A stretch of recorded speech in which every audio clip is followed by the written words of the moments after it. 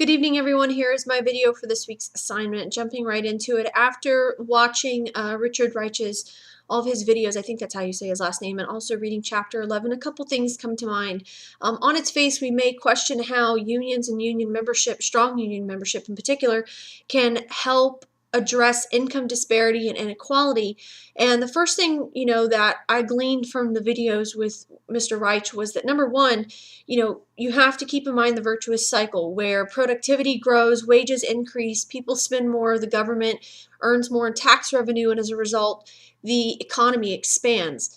The other thing that you have to keep in mind is that, especially right now in the United States, about 400 people have more wealth than half of the United States population altogether. And somebody has to be the voice for that half of the population, to the 400 and so people that have all the wealth. One of the things that comes up is in Kearney's chapter 11 is that, yes, there's an anti-tax increase, anti-government sentiment going on right now.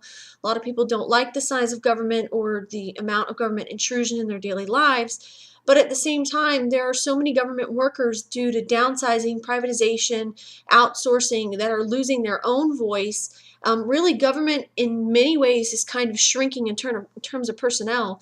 And there are so many underrepresented workers out there, women, minorities, that for unions to survive, they're going to need to diversify their membership, diversify the way that they look for members and organize.